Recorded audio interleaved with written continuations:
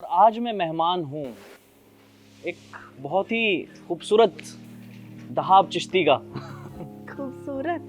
मेरी लाइफ में कॉमेडी कैसे आई है कि मैं ऐसे बहुत मजाकिया इंसान थी और ये बात मेरे आसपास वाले जानते थे। और मतलब अपने ग्रुप की ऐसे हाँ, कूल मतलब सिर्फ मजाक ही नहीं, मैं लड़कों से फ्लर्ट करती थी बकायदा।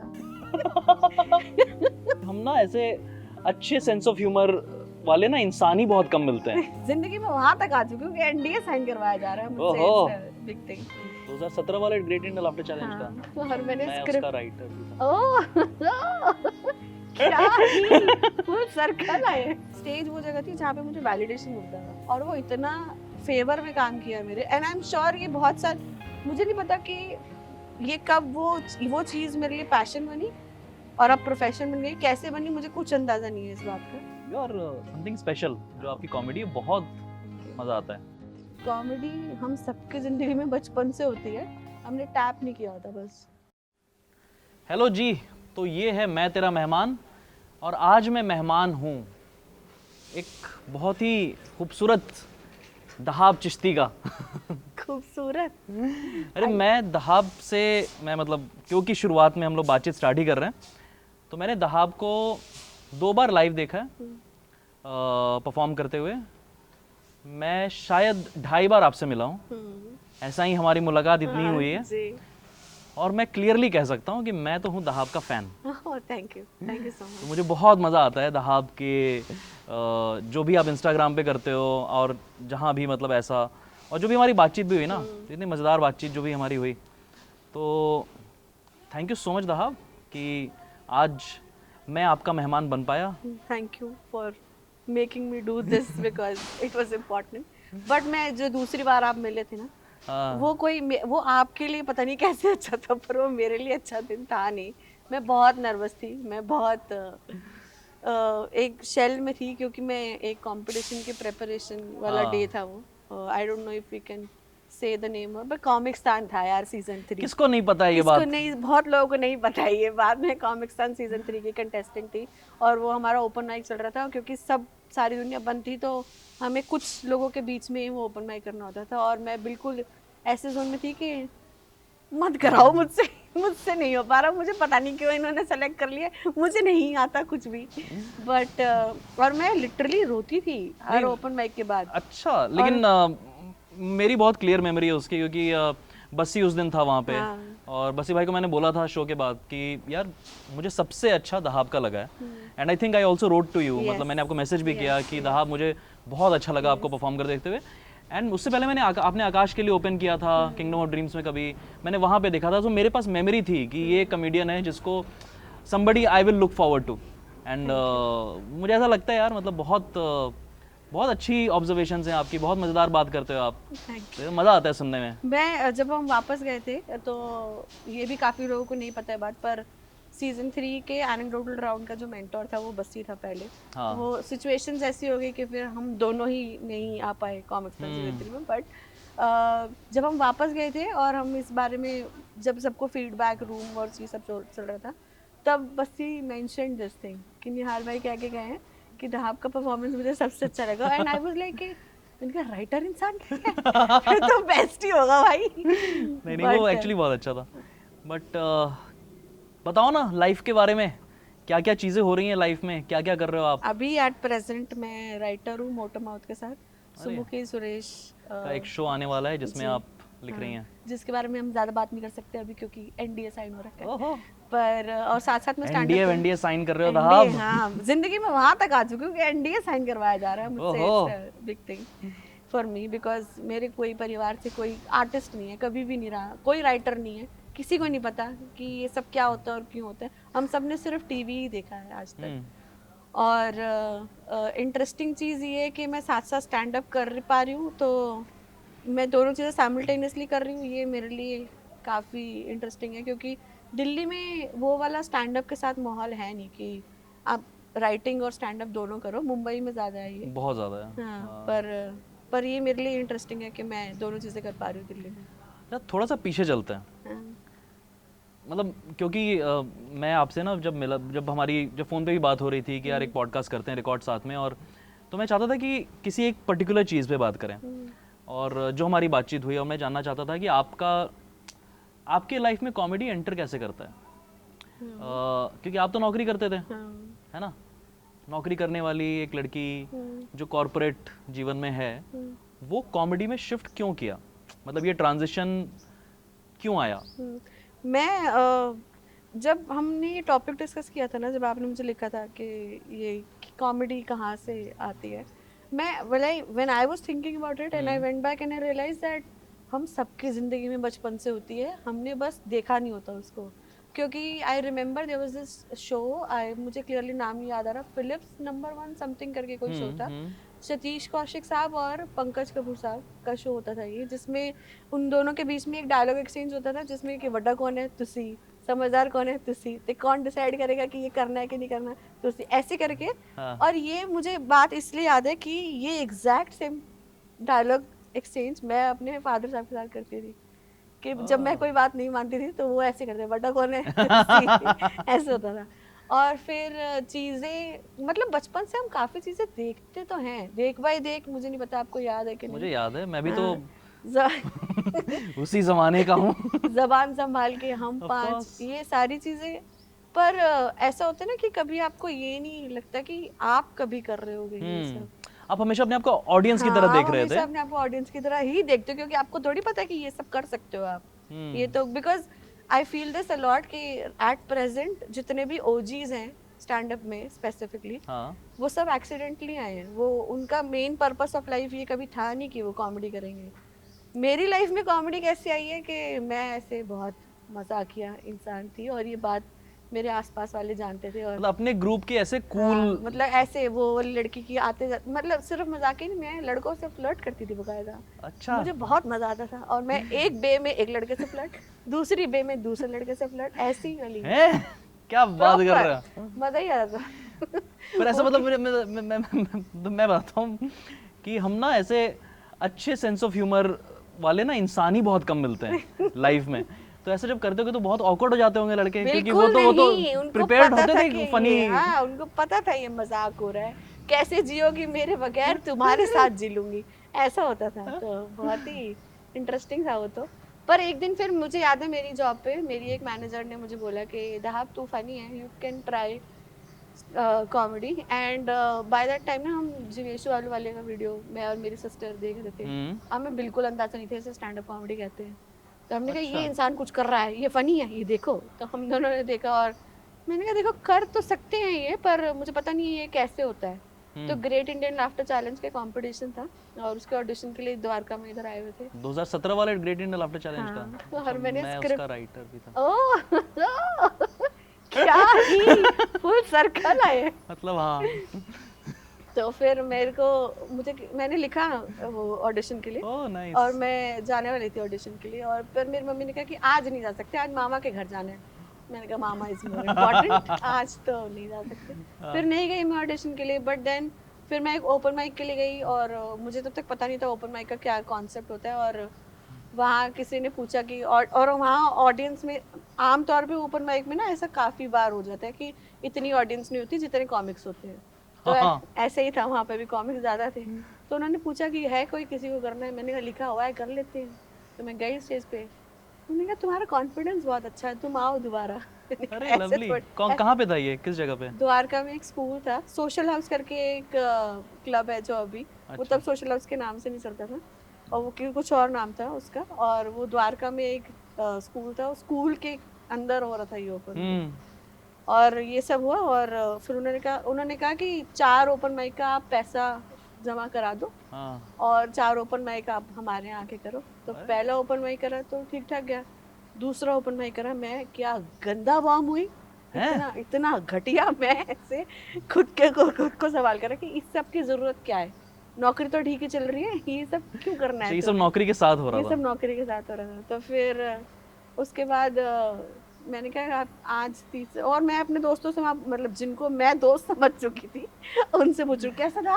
मत पूछ हमसे कैसा था, क्योंकि इतना बेकार था ना वो, बहुत ही घटिया परफॉर्मेंस था वो मेरा। और पर मैं सोच चुकी थी कि आज नेक्स्ट वाला जो है, थर्ड जो है, उसमें जोक लिख के जाएंगे, चला तो हम साथी, वरना तुम कौन मैं कौन वाली जिंदगी जिएंगे। और वो चल गया और वो बहुत बढ़िया किल हो गया। फिर उसने ऐसे कॉन्फिडेंस दे दिया उसने कि ऐसे ये कहा, तो हाँ, कर सकते हैं। ये तो कर सकते हैं। और उसके बाद मैं चौथा ओपन माइक किया नहीं पर उनके साथ, क्योंकि उसके बाद ऐसे हो गया था दिल्ली में, ये मुझे नहीं पता, ये जब मैंने स्टार्ट किया वो टाइम ऐसा था कि दिल्ली ऐसी थी या दिल्ली में लड़कियां कम थी या पता नहीं क्या था, या फिर मैं ये भी कह दिल्ली में सकती हूँ लड़कियां कम थी? कि नहीं, कॉमेडी में कॉमेडी में? दिल्ली में तो लड़कियां हमेशा से थी। नहीं, वैसे नहीं, उस निगाह से ना देखें आप। ओह नहीं नहीं, कॉमेडी में। तो मुझे बहुत जल्दी बहुत सारी जगहों पे मिल गई थी, मिलना शुरू हो चुकी थी अपॉर्चुनिटी बहुत जल्दी। नहीं आप वन ऑफ द आप अच्छी भी तो थी, इसलिए भी तो मैं खुद से अपनी तारीफ करना मैं बता रहे, मैं कॉमेडी के कारण आपसे बात कर रहा हूँ। मुझे इतना अच्छा लगा आपका, जितने बार भी देखा है, तो यू आर समथिंग स्पेशल। जो आपकी कॉमेडी है बहुत मजा आता है, तो ये है। I am learning how to accept appreciation, thank you. आप ऑकवर्ड हो जाते हो ना ऐसे अप्रिशिएट करो। मेरे को समझ ही नहीं आता कि क्या बोलना है इसके बाद। क्या करें यार, मतलब तारीफ कर दी, अब क्या करूं? अब नेक्स्ट मुंह पे मार दो क्या मुक्का इसके? बिल्कुल मुझे समझ नहीं आता। बट मुझे recently I realised that and I realised that in my therapy session okay, that comedy has been a very great support system for me, because when I started doing comedy I was going through a very bad phase in life. हाँ, बहुत ही बुरा वक्त चल रहा था वो मेरा जिंदगी का, पर्सनली, प्रोफेशनली नहीं। हाँ, प्रोफेशनली तो कभी मेरा बुरा वक्त चला नहीं,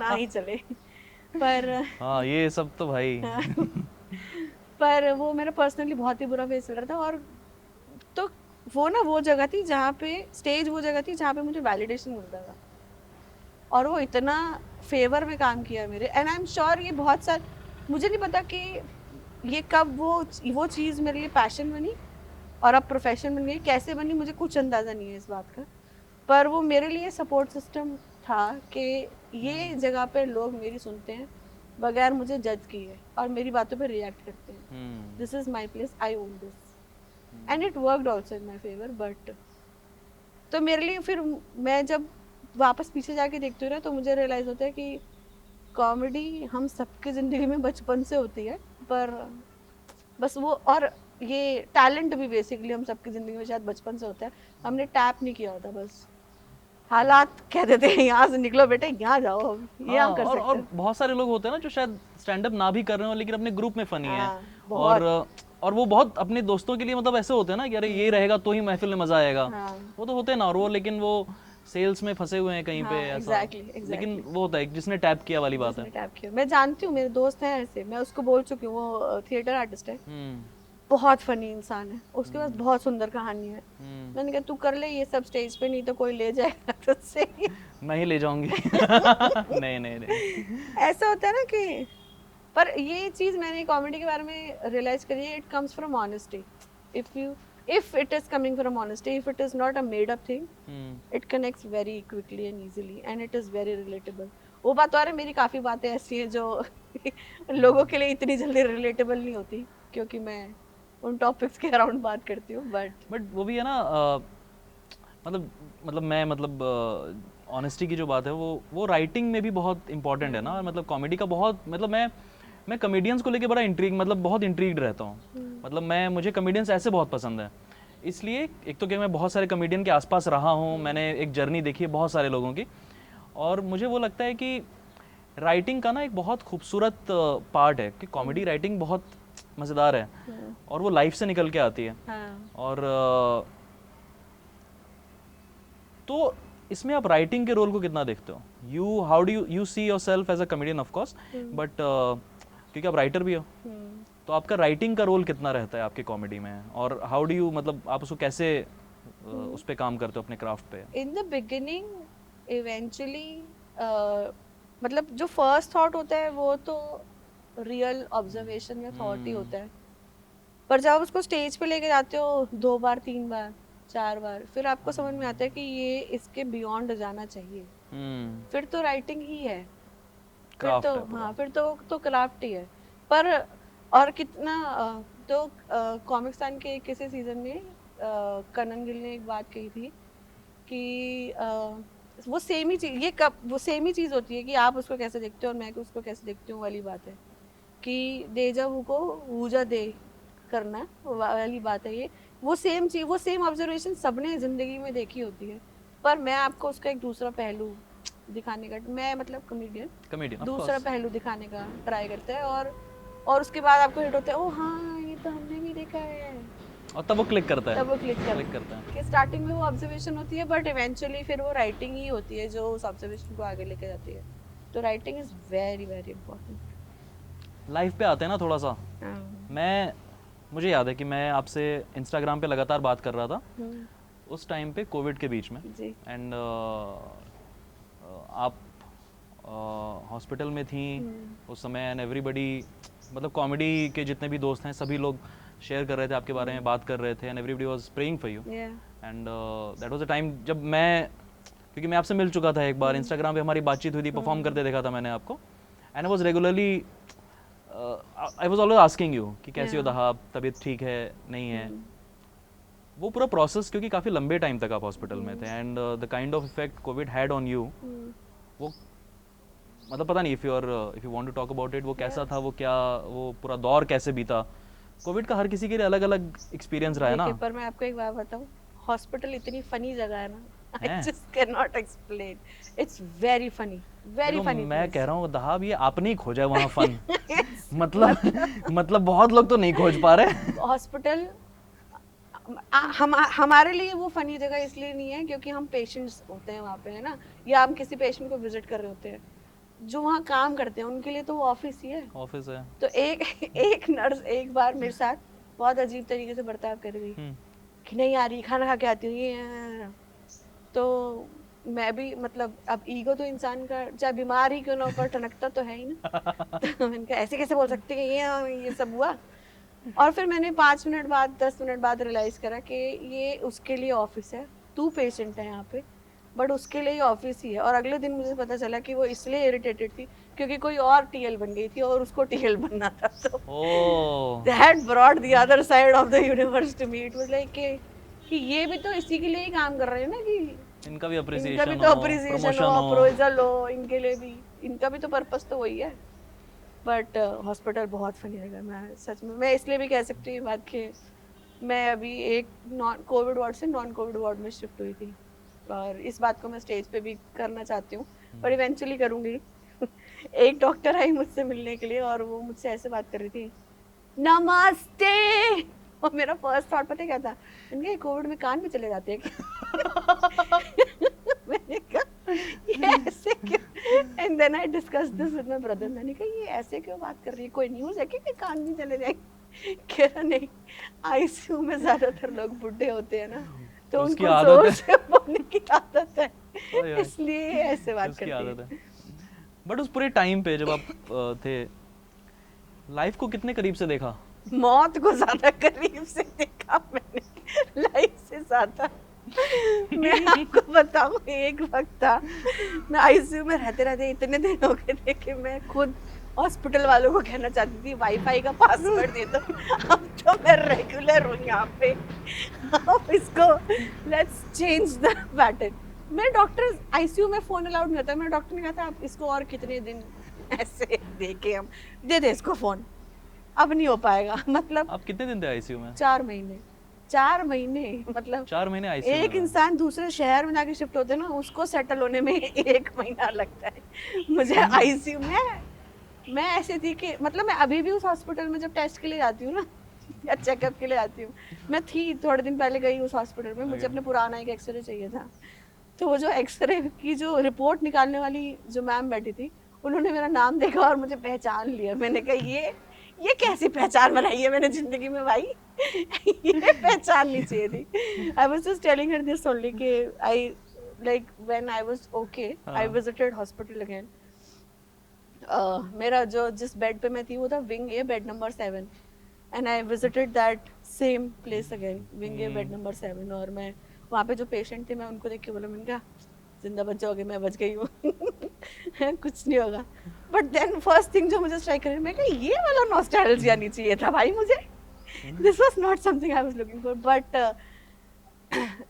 माय डॉक्टर्स आर लाइक वो खुद हैरान है कि ये जिंदा कैसे है, and I we all are glad, मतलब I mean I am also, but They are like मतलब आप समझ रहे हो कि मतलब ये थोड़ी डार्क बात है, पर ये भाई, मेरे भाई ने मुझे काफी वक्त के बाद ये बात बताई मुझको। क्या? कह रहा कि एक वक्त ऐसा आ गया था कि जब घर से निकलता था ना हाँ, हॉस्पिटल आने के लिए, हाँ। तो मैं लिविंग रूम में देखता था कि अगर आज बॉडी लानी पड़ी तो रखने की जगह क्या होगी। मैंने कहा कम ऑन, ये सब नहीं बताना है मेरे को, ठीक है रुक जा।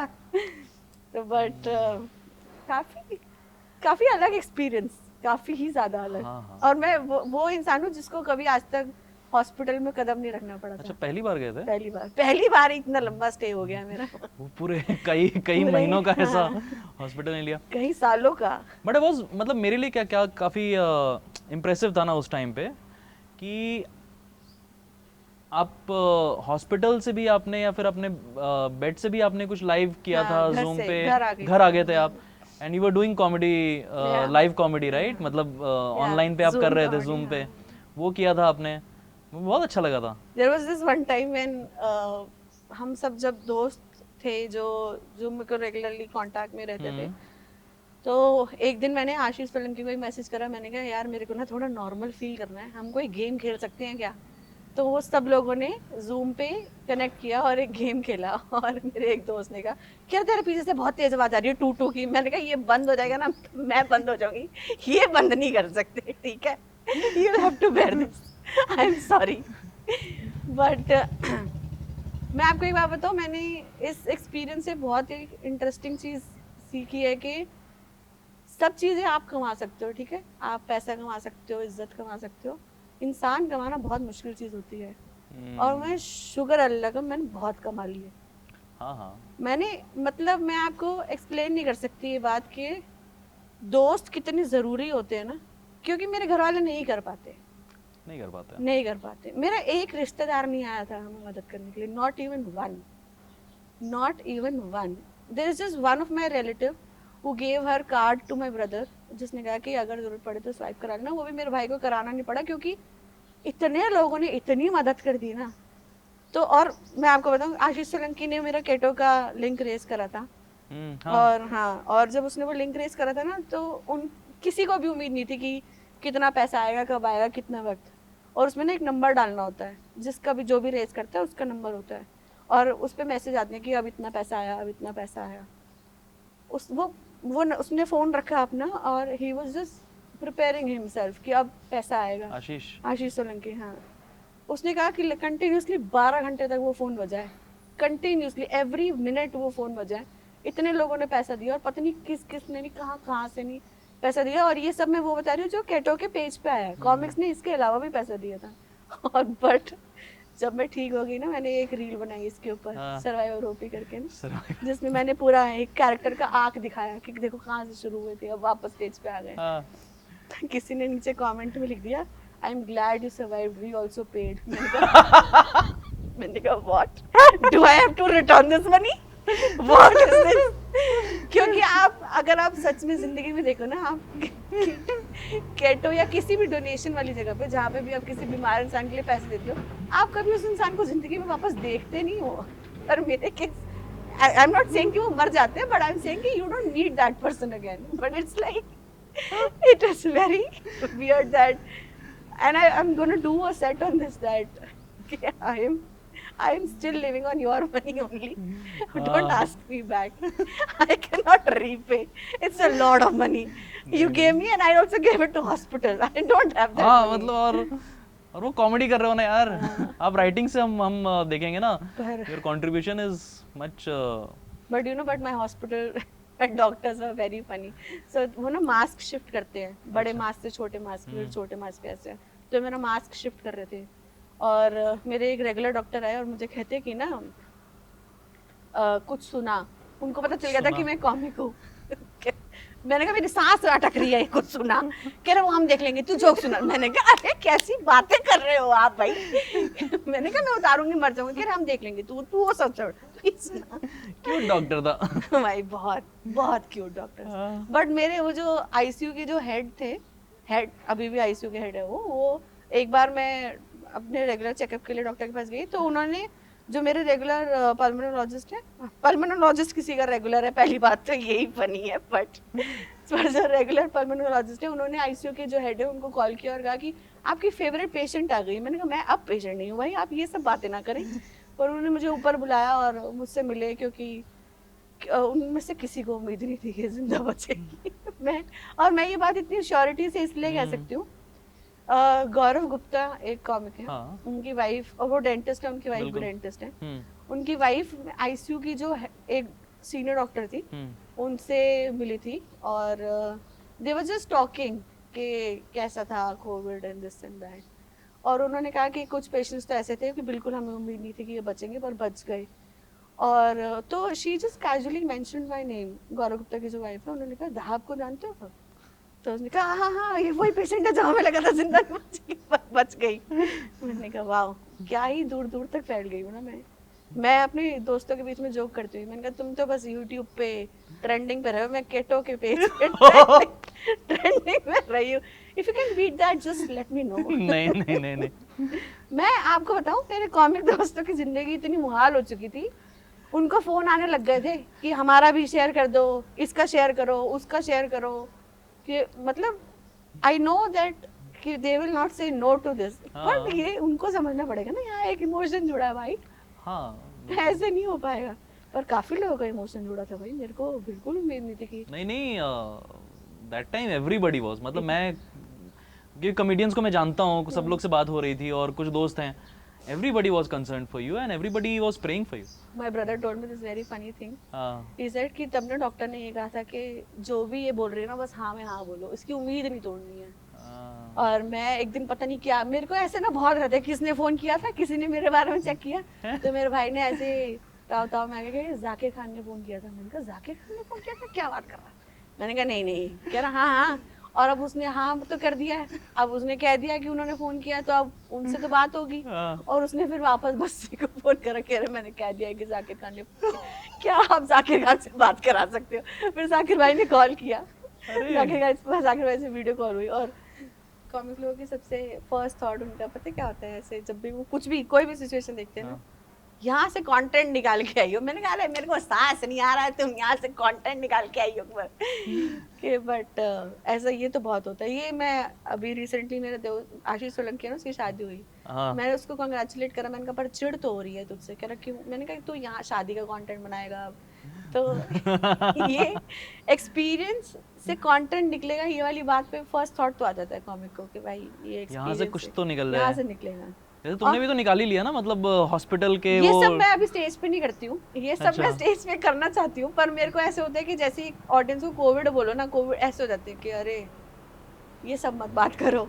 बट मुझे पता है कि ये बन सकता है, और मैं जाकिर भाई से बात भी करना चाहती हूँ इसके बारे में, क्योंकि मैंने तथास्तु देखा है। और और वो क्या ब्यूटीफुली कॉन्वर्सेशन को कहाँ से कहाँ और वापस उठाया, वो तो बहुत ही सुंदर। मतलब मतलब मेरे देखे हुए कई सारे फिल्मों में, मतलब मैंने जाकिर भाई से बात हुई और मैंने उनको बोला भी कि ये तथास्तु मतलब टू गुड, मतलब वो तो इतना अच्छा है, ब्यूटीफुल, एंड इसमें इतना कुछ आप सीख सकते हो ना एज अ स्टोरी टेलर, क्योंकि लाइफ के आप इतने सारे उतार चढ़ाव से गुजरते हो, and then you see something like तथास्तु एंड यू नो कि अरे मतलब पहले तो वो होता है, आप पहला वाला इमोशन होता है कि रो दिया, वो सब हो गया, फिर लगता है कि अरे एज अ स्टोरी टेलर ये क्राफ्ट कितना अच्छा है, ये क्राफ्ट सीखना है, ये क्राफ्ट की पकड़ आ जाए तो फिर वो तो मैं तो बहुत बढ़िया। बट हाँ ऑफ कोर्स हार्मोनल, अगर सुमुखी सुरेश का अगर आपने नहीं देखा तो देखा है, बहुत बढ़िया, बहुत सुंदर, सुमुखी इज ब्रिलियंट, मतलब मुझे उतनी ही पसंद है, मतलब कि शी इज टू गुड।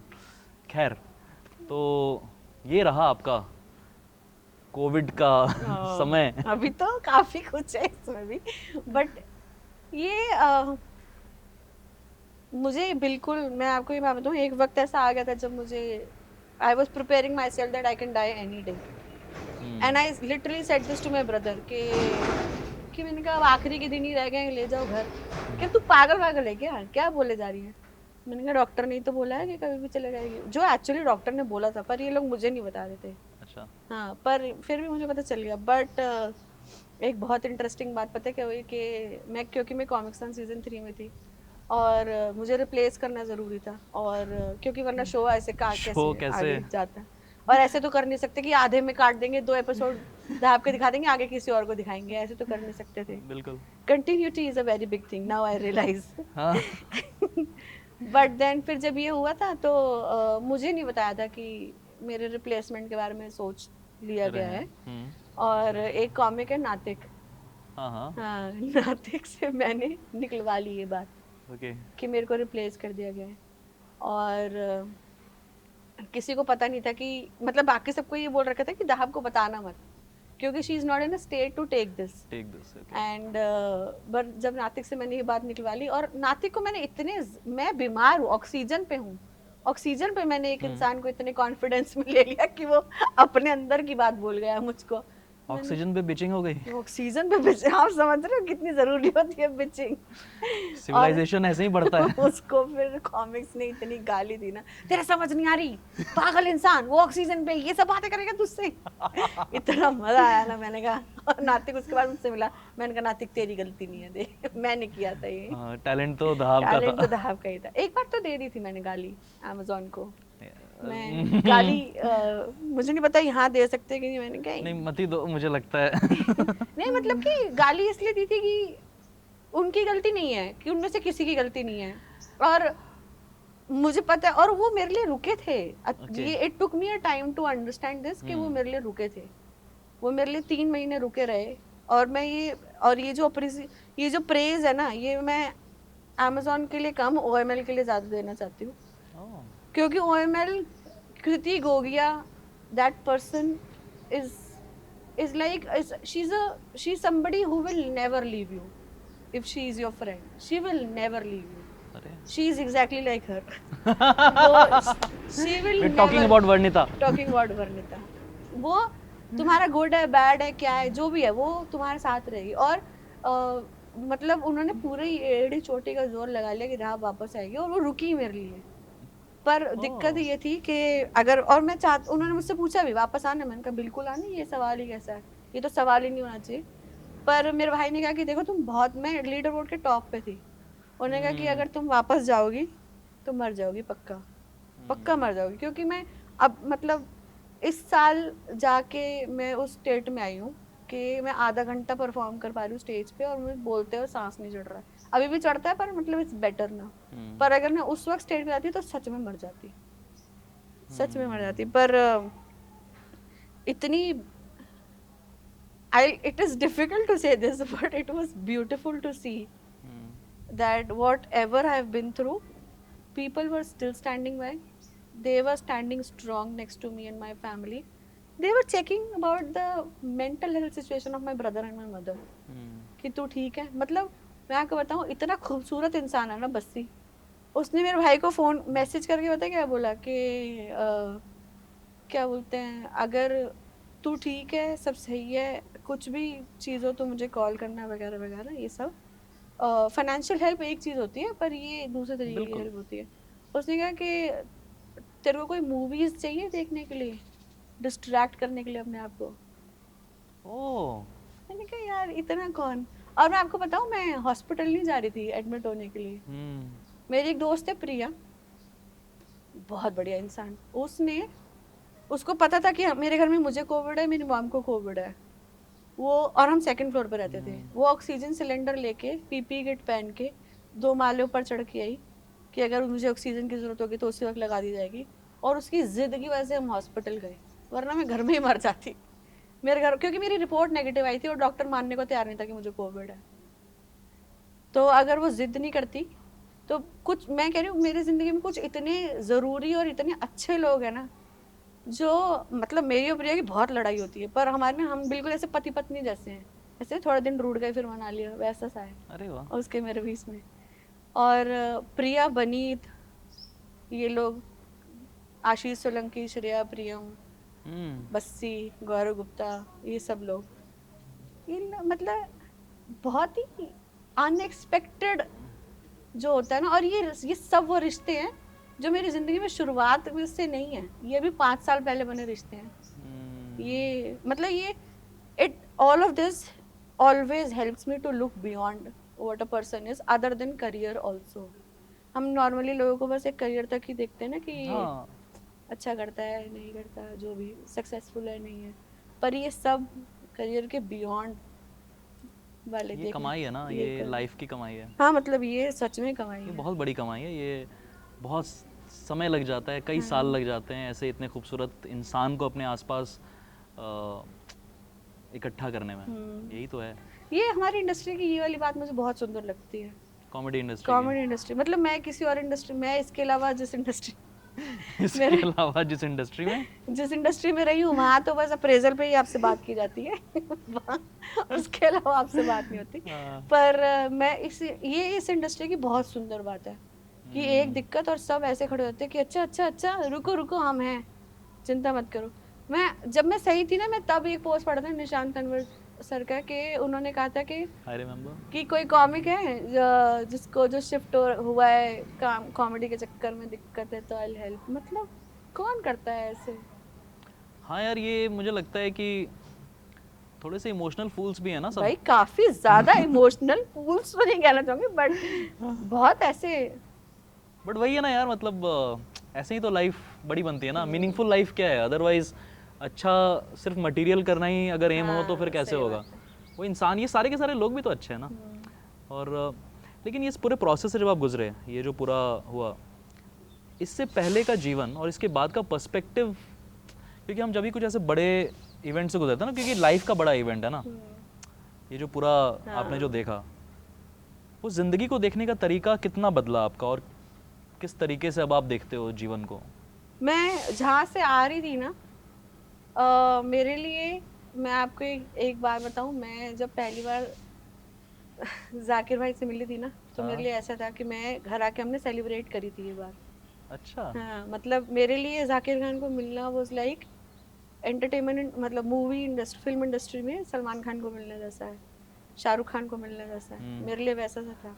और मतलब मैं अच्छे से, मुझे बिल्कुल अच्छे तरीके से याद है ये बात कि जब मैं घर गई और मैंने, मतलब मैं आपको वो बात बताती हूँ, मुझे अंकुर कौशिक जो उनको मैनेज करते हैं, हाँ, उन्होंने मुझे बस्सी के शो में ओपन करते हुए देखा था और उन्होंने मुझसे पूछा, और उस दिन बस्सी ना लेट था शो में, और उन्होंने बस्सी ने मुझे मैसेज कर दिया था कि मैं फ्लाइट लेट है, तेरे को थोड़ा लंबा करना पड़ेगा, मैनेज कर लो। ठीक है, हाँ सही है सब।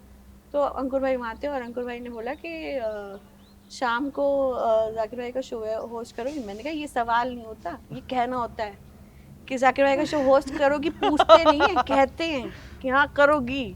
मैंने कहा ठीक है। तो फिर हम शाम को फिर वहाँ पहुँचे और that was the first time ever जब मैं और जाकिर भाई सेम ग्रीन रूम में बैठे थे।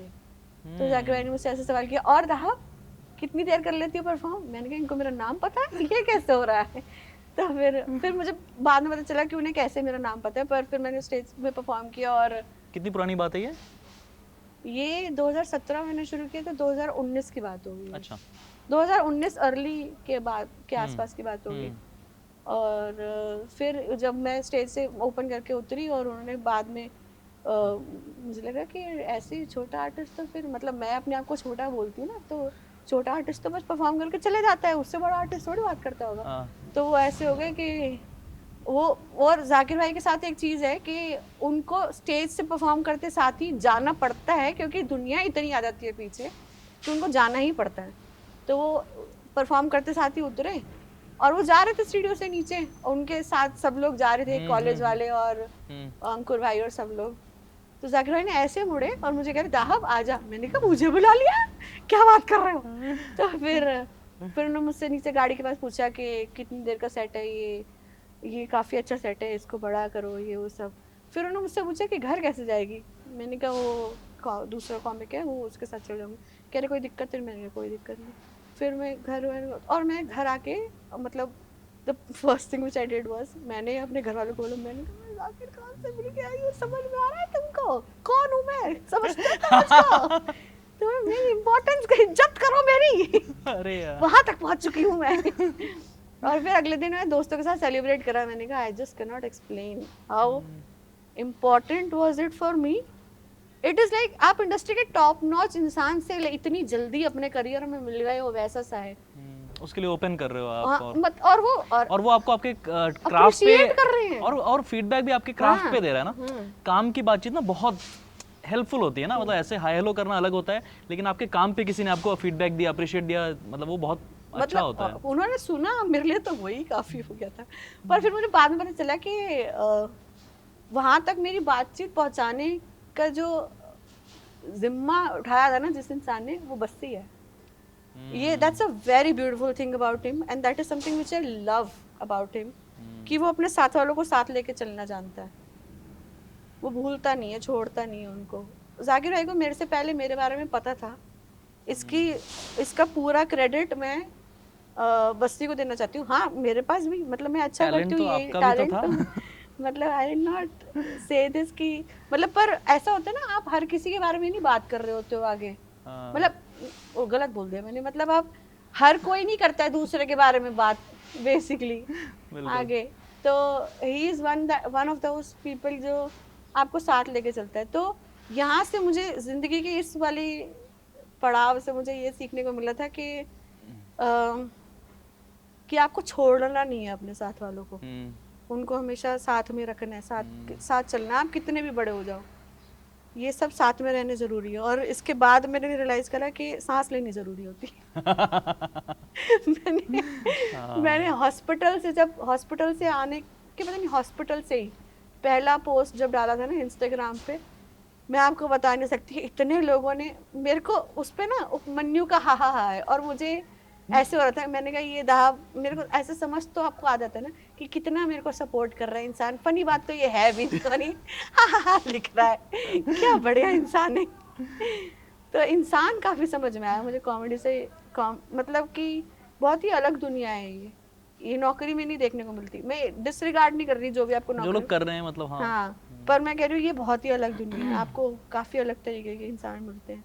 और मैं एक ये जोक डाला था मैंने इंस्टाग्राम पे, और ये बात मुझे अभी रिसेंटली दोबारा भी हुई मेरे साथ, कि वो ये आपने गाना सुना है, सांसों की जरूरत हो जैसे। मैंने कहा जिंदगी में आज तक ये गाना दूसरी लाइन से समझ में आता था, बस एक सनम चाहिए, ये पहली बार गाना पहली लाइन से समझ में आया, सांसों की जरूरत।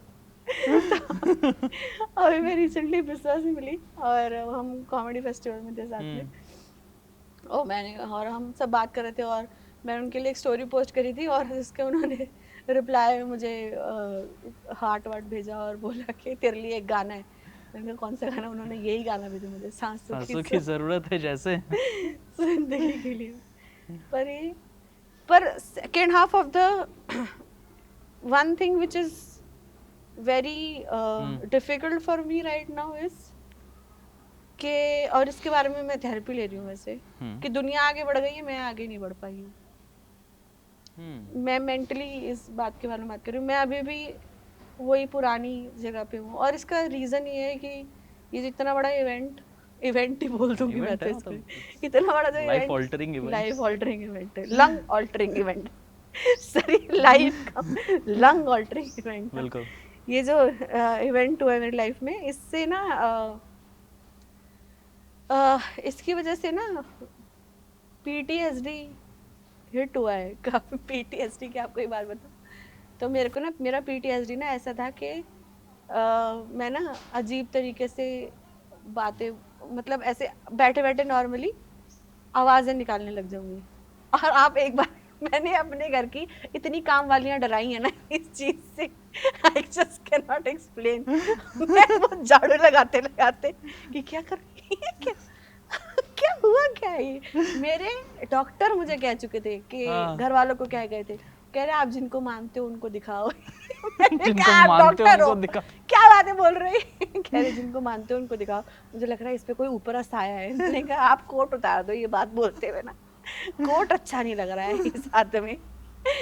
पर मेरा PTSD ना बहुत ही वियर्ड था, मतलब मैं सब कॉन्शियस में ये सारी चीजें हो रही होती थी मेरे साथ। और मैं आपको बताऊं, मेरे घर वालों ने इतना देख लिया ना ये सब होते हुए मेरे साथ, मैं कह रही हूँ मेरे भाई को इतना काम डाउन कराना आ गया मुझको कि अब वो एक बार को कोई मुर्दा खड़ा हो जाएगा ना, उसको कहेगा 2 मिनट रुक, कुछ नहीं हुआ, सेटल, कुछ नहीं हुआ, बैठ जा, कुछ नहीं। बट इस पूरे प्रोसेस में फैमिली, आपका भाई, आपकी मदर, इन लोग के साथ आपका रिलेशन? मेरे ब्रदर के साथ बहुत ज़्यादा स्ट्रांग हो गया, बहुत ज़्यादा। और मेरी मदर और मेरी सिस्टर के साथ, मेरे ब्रदर के साथ हमेशा से मेरा स्ट्रांग बॉन्ड था भी वैसे। मेरी मदर को काफ़ी रिमेम्बर जब मैं आपसे पहली बार मिला था ना, जब हम लोग मिले थे मंडी हाउस में और आप आए थे, और वो मिले थे एंड यू वर टॉकिंग, आपके भाई के बारे में काफ़ी बात कर रहे थे आप। क्योंकि आप एक तो नए नए निकले थे हॉस्पिटल से कितना फनी है ना, आप नए नए निकले थे हॉस्पिटल से पास होके। हाँ मैं बहुत सारे कॉमिक्स इस बात के लिए, मेरे भाई की इस बात पे तारीफ करते हैं कि the way he handled all of those decisions are usually made by a father in a family. मतलब मैं पहले LNJP हॉस्पिटल में थी जी। ये एकदम से कोविड पॉडकास्ट की हो गया है बट हाँ यार, ये कोविड पॉडकास्ट की हो गया है। कोविड पॉडकास्ट हो गया है। मैं LNJP नहीं, अभी टॉपिक चेंज करते हैं। अच्छा, पहले ये बस बात खत्म हो जाए, ये लास्ट बात है कोविड हाँ के फिर कुछ और करेंगे कुछ यार, और करेंगे। और भी तो है ना जीवन। मैं LNJP हॉस्पिटल में थी और LNJP से मुझे शिफ्ट करना था दूसरे हॉस्पिटल में क्योंकि LNJP वालों से नहीं हो पा रहा था। और जब मैक्स हॉस्पिटल वाले मुझे शिफ्ट कराने के लिए आए तो ऐसा था कि मैं बेड पे हूँ और उन्होंने स्ट्रेचर पे डाल दिया और अब स्ट्रेचर से ऑक्सीजन सपोर्ट डाल के फिर मेरे को लेके जाएंगे। तो वो जो ऑक्सीजन सपोर्ट लेके आए वो ऑक्सीजन सपोर्ट मेरी बॉडी ने सपोर्ट नहीं किया। उन्होंने कहा कि ये हल्का सपोर्ट है, हमको ज़्यादा चाहिए होगा। और फिर वो बड़ा सिलेंडर लेने के लिए गए क्योंकि मेरे को ऑक्सीजन रिक्वायरमेंट ज़्यादा थी। तो वो पहले छोटा सिलेंडर लेके आए थे बेसिकली, इसकी वजह से ही नहीं हो पा रहा था वो। तो वो अब मुझे स्ट्रेचर पे डाल चुके हैं और जो मेरा बेड था वहाँ पेशेंट आ गया है और मैक्स हॉस्पिटल वाले चले गए मैक्स हॉस्पिटल और मैं स्ट्रेचर पे बैठी हुई हूँ और यहाँ पे पेशेंट बैठा हुआ है और हम दोनों ऑलमोस्ट एक ही बेड पे हैं यहाँ, पर हम कुछ कर नहीं सकते। और इस सब के चलते बीच में ना मुझे भूख लग गई है। मैंने अपने दोस्तों को फ़ोन करके बोला, मैंने कहा कुछ खाने को है, कह रहे सांस नहीं आ रहा तुझे। मैंने कहा भूख तो इंसान को तब भी लग सकती है ना भाई, ये क्या बात है। फिर उन्होंने किसी तरीके से बाहर से मुझे चावल भेजे और मैं ऑक्सीजन हटा हटा के चावल खाए। मैंने कहा चावलों में बहुत मिर्ची, कह रहे तेरे शर्म आ रही है, चावलों में बहुत मिर्ची क्या बात है, ये सांस नहीं आ रहा तुझको। और फिर वहाँ से ना मुझे दूसरा हॉस्पिटल शिफ्ट कराना था तो बहुत सुंदर डॉक्टर था वो, बहुत सुंदर डॉक्टर था, बहुत सुंदर डॉक्टर था, वेरी हैंडसम। और मैंने इसका लिंक उसको तो भेज ही दिया जाए, वो अब पता नहीं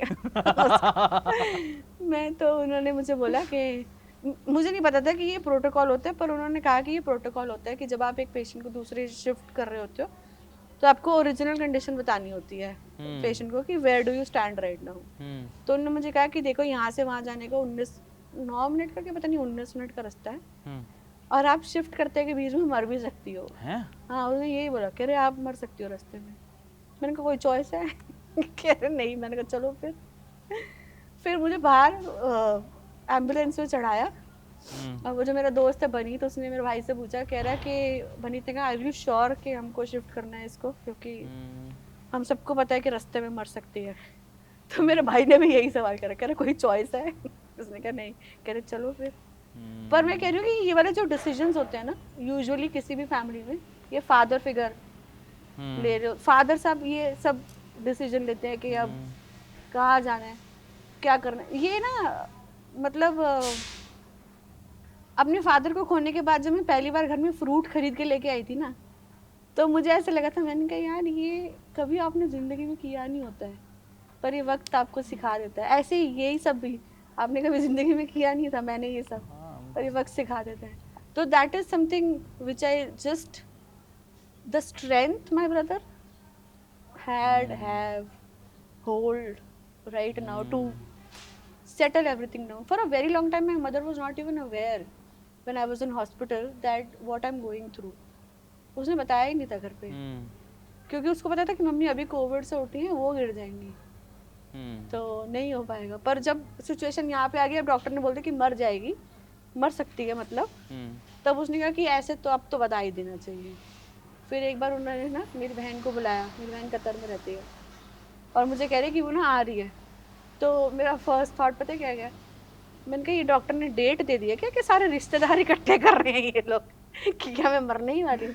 तो मुझे कह रहे पागल है क्या तू, ये सब क्या बोले जा रही है, उसका वीज़ा खत्म हो गया इसलिए वो आ रही है। पर ऐसा था नहीं, वो सच में इसलिए ही आ रही थी क्योंकि मैं मरने वाली थी। अच्छा। बट देन फिर वो आई और पता नहीं क्या हुआ, एकदम से सडन शिफ्ट हो गया। मैं अपने भाई से पूरा अपनी बहन पे चले गए कि मुझे मेरी बहन ही चाहिए, मेरी बहन ही आएगी यहाँ पे हॉस्पिटल में रहेगी। बहुत, मैं कह रही हूँ आपको हॉस्पिटल बहुत फनी जगह होती है। हाँ।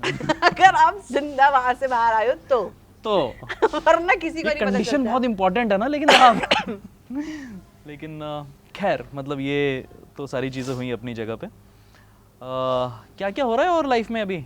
राइटिंग चल रही है राइटिंग चल रही है। और राइटिंग के प्रोसेस में क्या क्या हो रहा है? राइटिंग के प्रोसेस में सबसे डिफिकल्ट चीज़ जो मुझे लगती है ना, वो है रिसर्च। हाँ, हम उत्तर प्रदेश के अराउंड कर रहे हैं काम। लेकिन हाँ मुझे लगता है कि अपने शो के बारे में तो मत ही बताओ। हाँ, बस कहानी मैं- मत डिस्कस करो, कहानी क्योंकि नहीं। एनडीए भी तो साइन कर रखा है। एनडीए साइन कर रखे, समझ रहे हैं आप? मैं समझ रहा हूँ। हाँ, हम ऑफर लेटर साइन करते थे, एनडीए साइन करने पे आ गए। ये लाइफ में एक तरक्की है। देखिए आप। देखिए मतलब ये इसको मैं अच्छा मानूंगा। बिल्कुल अच्छा ही है। एनडीए साइन करना कितनी बड़ी बात है। कितनी बहुत बड़ी बात है। एनडीए अद्भुत चीज़ है, लेकिन हाँ, मतलब मुझे बहुत अच्छा लगता है एनडीए साइन करना। सबसे बात कर रहे हो तो उस बात के बारे में। हाँ। और आपको अब ये भी बता रहे हो तो कि देखो मैं तुम्हें बता नहीं सकता हाँ, क्योंकि पर मैंने मैं एनडीए साइन किया हुआ है। तुम किसी को बताना मत। मजेदार है यार।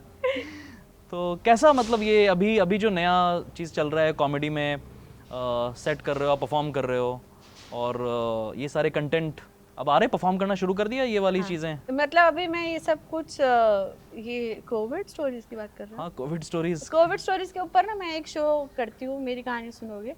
हाँ, but it's not it's not it is story telling right now. It is story telling right now because मेरा फर्स्ट थॉट इस शो को करने का ये था कि मैं जब स्टेज पे करूँ तो वापस से पीटीएसडी तो नहीं हिट हो रहा है। मुझे ये देखना था, तो वो नहीं हुआ। पर फिर मुझे देखना था मैं कौन से जोन में जाती हूँ ये करते हुए, इमोशनल तो नहीं हो रही हूँ। तो रो दी एक बार तो स्टेज पे। हाँ, दूसरी पर रोने के बाद रियलाइज हुआ कि मैं मोर देन 1 आवर इसके ऊपर बात कर पा रही हूँ।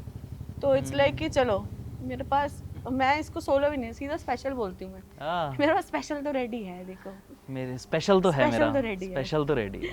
तो फिर अभी इसको स्टोरी टेलिंग इसलिए बोलती हूँ क्योंकि मैं उसको एक स्ट्रक्चर में, फ्रेमवर्क में नहीं डाला अब इस पे है। काम कर अभी रहे हैं इसके आप, ऊपर अभी काम ये कर वर्क इन प्रोग्रेस है हूँ। और फिर बाद में जब दुनिया देखेगी हाँ, इसका ये टूर करोगे आप। और मैं टूर करने के बाद मैं बिल्कुल चाहती हूँ कि मैं चाहती हूँ इसके ऊपर पिक्चर बने जैसे। हाँ, और मेरी मूवी का नाम भी सोच रखा क्या है रखा? विंग ए बेड नंबर 7, ओह, क्योंकि वो सब कुछ बता दो। सबको हाँ, इसका ड्रामेटिक आर्क भी हम डिस्कस कर ही लेते हैं। वो भी बता दो, इसमें किसको सोच रहे हो? देखो मेरे पास, मैं आपको एक बात बताऊँ, मैं ये वाली बात बहुत अजीब है। हाँ यूजुअली हम ऐसी वाली मूवीज में ना हाँ। एंड में पेशेंट को मरते हुए देखते हैं पर मैं जिंदा हूँ, तो मेरे पास एंड नहीं है अभी तो। और इसमें फिर आप ही परफॉर्म भी करना चाहोगे? नहीं, नहीं ऐसा एक्टर नहीं कोई है। रखें, एक्टर कोई और रखें? मैं एक्टर अच्छी नहीं हूँ। क्या बात कर रहे हो?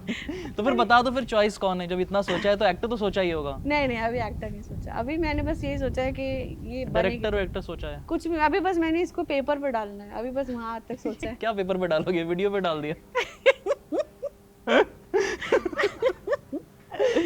पर इसके अलावा मैं पिक्चर जरूर बनाना चाहती हूँ, बहुत जरूर।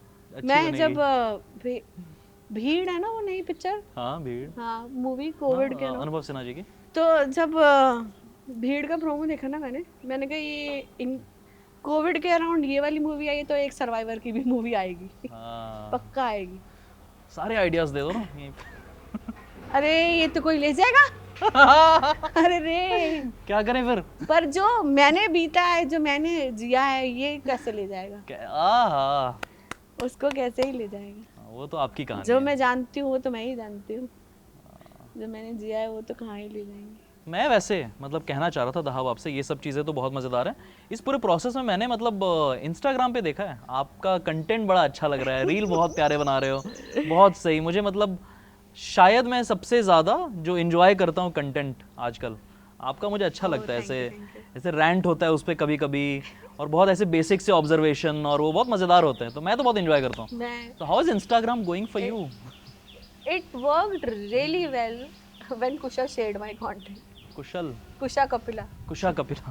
When she, तो I remember January was the time जब मैं 2,500 या 3,000 फॉलोअर्स पे थी, और अभी मैं 20.5 पे हूँ, और इसके बाद मेरे फॉलोअर्स बढ़ जाने चाहिए बट वो अलग बात है। बट ऐसे ही रैंडमली एक दिन कुशा ने मेरी एक रील शेयर कर दी और सब कुछ अपने आप से काम करने लगा। बट मतलब ऐसा होता है ना कि, तो मेरा दिमाग ऐसे कहता है कि मैंने अपने भाई से कहा कि यार ऑर्गेनिक रीच, ये दिस एंड दैट, ये सब के बारे में बात हो रही थी। तो उसने कहा कि तेरा अकाउंट कैसे चला था? मैंने कहा कुशा ने शेयर कर दिया था, पर वो तो ऑर्गेनिक रीच नहीं है ना। उसने कहा तूने कहा था कुशा से शेयर करने के लिए? मैंने कहा नहीं। कह रहा कोई बात हुई थी तुम्हारी इस बारे में? मैंने कहा नहीं। कह रहा उसने खुद से शेयर करा? मैंने कहा हाँ। कह रहा फिर ये ऑर्गेनिक ही है, और क्या होता है? शेयर ही करते हैं लोग, शेयर ही organic करते और हैं क्या लोग, होता है? ऐसा ही होता है। पर वो जो एक ना शिफ्ट मैं खुद अपने कंटेंट में देख रही हूँ अभी, और ये इसका मैं बहुत बड़ा क्रेडिट अपने राइटिंग के काम को देना चाहती हूँ। कभी कभी मैं स्टेज पे ऐसे डायलॉग बोलाती हूँ ना, तो खुद से ही मजा आ जाता है। हाँ, जैसे एक मेरी एक रील है जिसमें हेकलर टेक डाउन करके एक रील, बहुत बढ़िया है वो। मैं अपने ऐसे बोलने के बाद वो लाइन ऐसे हो गई मैं कि मैंने बोला है, माइक ड्रॉप मोमेंट। बिल्कुल वो माइक ड्रॉप मोमेंट था। उसने मुझे हेकल करा, और वो रूम में जनरली अंधेरा ही होता है, और मैंने उसको थोड़ा पहले सेटल करने के बाद मैंने फिर उसको एक फाइनल डायलॉग जो दिया वही था। मैंने कहा अंधेरों से वही बोलते हैं जो उजालों में नहीं बोल पाते। बिल्कुल ही, मैं तो खुद से ही खुश हो गई। मैंने कहा अब तुम अपने आप देख लो, शो कौन तुम क्या कुछ भी हो रहा है। मैंने तो एक बॉम्ब मतलब माइक ड्रॉप किया है मैंने ये। और कुछ जब ये सब मैंने, और मैं मेरे साथ ना एक, मुझे नहीं पता इसे दिक्कत कहेंगे या अच्छी बात कहेंगे या क्या है, जिस दिन मैं एक बहुत बढ़िया लाइन लिख लेती हूँ ना, मैं उसके अगले दिन तक सेलिब्रेट करती हूँ कि भाई मैंने सुनना है क्या लिखा है, मैंने लिखा है बहुत बढ़िया लिखा है। बहुत सारे राइटर्स जीवन ऐसे ही अपना बिता पाते हैं। एक दिन अच्छा लिख के ना वो अगले 2-3 दिन तक खुश होते हैं। मैंने ना अपना एक नाटक करता हूँ डायरेक्ट, और लिखा है उसे, पटना का सुपर हीरो नाम का। बहुत सुंदर है वो। अरे हाँ, आपने तो देखा? मैंने देखा, बहुत सुंदर, बहुत फनी, बहुत इंटरेस्टिंग। हाँ, तो जब वो मैंने नाटक 3 दिन में लिखा था, उसके बाद महीने भर तो मैं लोगों को बताते रहा था कि मैं नाटक लिख लिया है, 3 दिन में लिख लिया। ओ ऐसा बहुत खुश था। देखो ये राइटर प्रॉब्लम है कि हमारा जीवन वैसा ही चल रहा है ना, कि एक दिन अच्छा लिखा, 2 दिन हमारी वो है। देखिए, पर मेरा कमाई वही है। टेक अवे पता है क्या है इस बात से, कि मैं अपने आप को राइटर कह सकती हूँ, इसलिए मेरे पास अब राइटर प्रॉब्लम है। This is a very interesting thing for me. I am where I started from. मैं नौकरी जाने वाली इंसान, जिसको कहीं दूर दूर तक नहीं लगता था कि ये राइटिंग के काम में भी जा सकती है। इसका बहुत बड़ा क्रेडिट मैं सुमुखी को देना चाहती हूँ, बिकॉज उन्होंने देखी ये बात मेरे में, और उन्होंने कहा कि आओ लिखो और ये सब करो। और आई थिंक ये काफ़ी कुछ ये सारी चीज़ें ना घर से आती हैं। आपको पता नहीं, मतलब मैंने इसलिए बोल रही हूँ मैं ये बात कि घर से आती है। मैंने अभी रिसेंटली ना अपनी मॉम के साथ वो सो रही थी, और ऐसे सोती में इंसान आधा मुंह नहीं खोल लेता है, वो आधा मुंह खोल के सो रही थी, और उनका ना एक दांत थोड़ा सा नीचे आया हुआ, और मैंने उसकी फ़ोटो खींच ली, और मैं अगले दिन उनको दिखाई फ़ोटो। मैंने कहा आप देखो कैसे सोती हो। कह रही तू मेरी फ़ोटो क्यों खींच रही थी?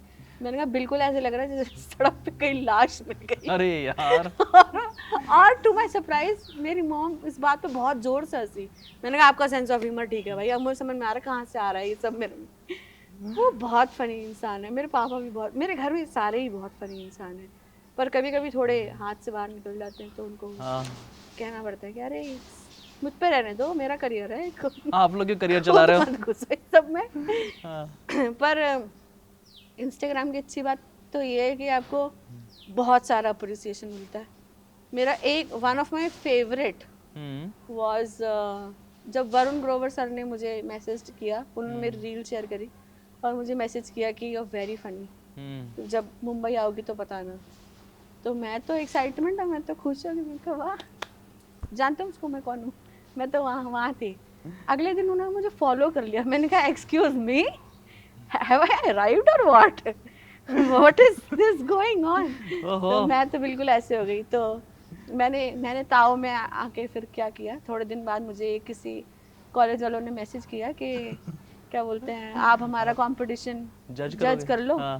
तो मैंने कहा ये मेरे मैनेजर का नंबर है, आप उनसे बात कर। और मैंने किसी का नंबर दिया, उसको बोला कि तू मैनेजर की बात कर ले। और उसने फिर फोन पे बोला वापस मुझे कॉल करके, कह रहा कि वो कह रहे हैं कि हम पैसे तो नहीं दे पाएंगे, पर हमारे पास 158K फॉलोअर्स हैं, आपको काफ़ी एक्सपोजर मिलेगा। मैंने कहा कुशा कपिला मेरी रील शेयर करती है, 3.5 मिलियन है वहाँ, इससे ज़्यादा एक्सपोजर दे सकते हो क्या? छोटी बातें मत करो मुझसे। Very cute. तुम कैसी बात है एक्सपोजर? तुम्हें मुझे एक्सपोजर दोगे? हॉस्पिटल तक जान पहचान है मेरी, क्या बातें कर रहे हो तुम? एक्सपोजर की बातें कर। मैं तो ऐसे पता ही है, पर ये जो चीज़ है ना, ये मैं ना प्रैंक कॉल्स मुझे बहुत मज़ा आते हैं, बहुत ज़्यादा, बहुत। एक बार मैं हॉस्पिटल में थी, आईसीयू में नहीं थी, नॉर्मल वार्ड में आ गई थी। एक मेरी इंस्टाग्राम की फॉलोअर है, अच्छा, वो डेंटिस्ट हैं, वो इतनी खुश हो, मुझे ये वाली बात ना कभी समझ नहीं आती कि लोग रोस्ट होके कैसे खुश होते हैं। उन्होंने मुझे अपने घर वर बुला लिया था। हाँ, और वो मेरे दांत का इलाज कर रही थी फ्री में। कह रही मैं पैसे नहीं, मैंने कहा रुक जा, मम्मी बुला के लाती हूँ, सबके इलाज कर तू, मेरा अकेले क्यों कर रही है भाई। तो और वो उस लेवल पे वो फैन, मतलब कि मैं जब उनके वो बिल्कुल पीछे पड़ गई थी, मेरे घर आओ, मेरे घर आओ, मेरे घर आओ। और जब मैं उनके घर से जा रही थी ना, उसकी मम्मी ने सगन पकड़ा दिया था मेरे को। मैंने कहा कि ये शादी तो नहीं करवा दे, क्या कर रहे हैं, कुछ समझ नहीं आ रहा है। क्या बढ़िया एक्सपीरियंस है तुम्हारा। और फिर ना जब मैं हॉस्पिटल में थी, उसने एक दिन फोन किया। और ऐसा होता है कि जब आप हॉस्पिटल में होते हो ना और कोई आपको फोन करे, तो नॉर्मली जो इंसान कॉल कर रहा होता है उसको ये एक्सपेक्टेड नहीं होता है कि पेशेंट ही फोन उठा लेगा। उसको लगता है कोई जान पहचान वाला फोन उठाएगा, घर परिवार वाला। तो उसने फ़ोन किया और मैंने ही फ़ोन उठा लिया, और मेरी बहन सामने बैठी है। उसने कहा दहाब से बात हो जाएगी। मैं ही बोल रही उसको, दहाब तो नहीं हो पाएगी अभी बात उससे। कह रही क्यों? मैंने कहा, कह रही वो ठीक तो है ना? मैंने कहा हाँ हाँ वो ठीक है। उसने कहा आप कौन? मैंने कहा मैं उसकी सिस्टर बोल रही हूँ, आप दहाब से तो अभी बात नहीं कर पाओगे, वो ठीक तो है ना? मैंने कहा हाँ। तो ऐसे ना मैं बहुत बार करती हूँ। मैं इंस्टाग्राम पे एक कोई है, उन्होंने मुझे मैसेज किया कि तू ठीक है, तबीयत को क्या हुआ, ये वो सब। और मेरा ना जवाब देने का मन था नहीं। ऐसा होता है ना, आप कभी कभी अपने जोन में होते हो और आपको नहीं बात करने का मन होता है। Celebrity problems, Dahab, we know this right? Human problem, celebrity problem. मैंने उनको मैसेज करा, मैंने कहा I am Dahab's manager, I am operating her Instagram right now, she is okay but she can not talk right now. मैं तो मुझे first thing जो अभी क्या होगा ना, अभी देखो दहाब के हो जाएंगे बहुत सारे फॉलोअर, अब लोग ना उसके मैनेजर से दोस्ती करेंगे। मुझे पता है दहाब खुद ही बोल रहे हो। अब ये देख के ऐसे ही होगा, लोग बोलेंगे हमें पता है दहाब तो ये सारे प्रैंक करती है। मुझे बहुत मजा आता है। मैं तो ये जो कस्टमर केयर वाले कॉल करते हैं ना, उससे बात करते हो, मैं बात वो काट के जाती है फोन, मैं वहां तक ले आती हूँ उनको कि एक लोन वाले ने फोन किया, उसने कहा लोन चाहिए आपको? मैंने कहा हाँ चाहिए। कह रहे कितना चाहिए? मैंने कहा 50 लाख। कह रहे क्या करते हो? मैं कुछ नहीं करते। कह रहे क्या करोगे पैसे का? मैंने कहा कुछ नहीं करते, इसलिए ही पैसा चाहिए। कह रहे पर आपको बुरा नहीं लगता आप कुछ नहीं करते? मैंने कहा नहीं। कह रहे घर वाले कुछ नहीं कहते? मैंने कहा कहते हैं। कह रहे फिर क्यों नहीं करते? मैंने कहा मन नहीं करता। कहती रख दे, कुछ कर ले जिंदगी में। मैंने कहा कर ही तो रहे, कंटेंट बन रहा है, और ऐसे ही बनता है कंटेंट। एक आध को तो मैं एकदम बिल्कुल चमका चुकी हूँ कि कि उन्होंने कहा पैसे चाहिए? मैंने कहा चाहिए। कह रहे क्या करते? मैं कहा हम तो हाउसवाइफ हैं, हमारे पति ऑटो चलाते हैं। कह रहे फिर तो लोन नहीं हो पाएगा। मैंने कहा अमीरों को ही लोन देते हो बस, तो गरीब इंसान को दो पैसा, जिसको जरूरत है उसको जरूरत है, उसको दो पैसा। मुझे बहुत मजा आता है ये सब करने में। मैं आप मुझसे अभी किसी को फोन नहीं ये नहीं करेंगे। मैं और पता है ये मैंने थोड़ा टाइम पहले रियलाइज किया कि ये सब बकैती मैं बचपन से कर रही हूँ। अच्छा, अब करियर बना लिया उस बकैती में। वो बात है ना कि बस ये की बात कहता है कि ये तो मैं बचपन से कर रहा हूँ, मुझे अंदाजा नहीं था कि इसका पैसा भी मिलता है। ये तो अब पता चला इसका पैसा भी मिलता है। मेरे घर वालों ने बचपन में मुझे, हम आगरा ताजमहल में बैठे हैं, मेरे घर वालों ने मुझे कहा कि वो फॉरेनर्स बैठे उनसे बात करके। मैंने कहा तुम्हें क्या, और मैं चली गई फॉरेनर से बात करने के लिए, क्योंकि उनको लग रहा था कि हमारे घर में एक यही इंसान है जो इंग्लिश में बात करेगी तो लगेगा कि हाँ ये इसको इंग्लिश आती है। लेकिन फॉरेनर से बात क्यों करना था? ऐसे मिडिल क्लास फैमिलीज की फैंटेसी होती है ना कि घोड़ी की चमड़ी से बात करके हमारी बेटी बात कर सकती है फॉरेनर से, समझ गए? पर वो ऐसे मैं बहुत मिडिल क्लास फैमिली से हूँ, बिल्कुल मतलब वो परिवार नहीं होता है जो जिनको लगता है एंटरटेनमेंट इंडस्ट्री में सब गलत काम होता है। अच्छा, वहाँ से टीवी के इस तरफ ही रहना है बस, टीवी के उस तरफ नहीं जाना है कभी। वो वहाँ से मेरे, पर मुझे पता है कि अगर मेरे पापा भी होते ना, सबसे ज्यादा वही सेलिब्रेट कर रहे होते ये सारी चीजों को। बहुत, ही वाज समबडी, उनका सेंस ऑफ ह्यूमर अच्छा था। वो बहुत बढ़िया इंसान, बहुत मतलब। पर उनकी एक बात ना मुझे, जो दो बातें बल्कि हमेशा जो रह गई हैं साथ में मेरे, कि आप इंसान के अच्छे में मतलब सुख में उसके साथ खड़े हो ना हो, उसके दुख में हमेशा खड़े हो। अरे और दूसरी ये बात है कि धनवंती के दरवाजे पे गुणवंती नहीं खड़ा होता, गुणवंती के दरवाजे पे धनवंती खड़ा होता है। कि अगर तुम्हारे पास गुण है, पैसे वाला अपने आप आएगा तुम्हारे पास। मुझे थोड़ी पता था इतनी दूर तक की बातें कर रहे हैं। यहाँ 8 फॉर्म तक पे आ गए हैं। अरे बचपन बहुत से सुंदर बात है ये तो, बहुत सुंदर बात है। बचपन से अरे ये वाह, सब सीख मजा आ रहे थे। गया सुन के। बिल्कुल ऐसा है ना कि कुछ चीजें ऐसी होती हैं जो जिंदगी में बस हो रही होती हैं, आपको पता नहीं होता ये कहाँ काम आएंगी, पर अब समझ में आता है ये कहाँ काम आएंगी। बहुत मज़ेदार। मुझे लगता है कि बहुत अच्छा नोट है, इसको ऐसे डाइल्यूट नहीं करते हैं और इस नोट पे इस कॉन्वर्सेशन को एंड पे लाते हैं। बहुत बहुत मज़ा आया दहाब। मुझे पता नहीं आपको कैसा लगा। बहुत ही ज्यादा, मैं है ना? बहुत ही सारी बात जानती हूँ मैं अपने आप के बारे में। मुझे ऐसा लग रहा है अपने आप से मिलने का मौका मिला है, ऐसा लग रहा है। तो मुझसे भी मिले ऐसा, मैं आपसे मिला। बिल्कुल, तो थैंक यू, बहुत बहुत ज़्यादा थैंक यू सुनने के लिए, दहाब को सुनने के लिए, हमारी इस बातचीत को सुनने के लिए। और हम तो अभी तो और बात करेंगे ना, तो लंच भी करेंगे। हमारे तो देखो प्लान्स हैं। हमारा तो देखो प्लान है। अब मैं तो अभी फोटो भी डालूंगी शूट डे। सही है। चलो ठीक है जी, बहुत बहुत शुक्रिया। Thank you.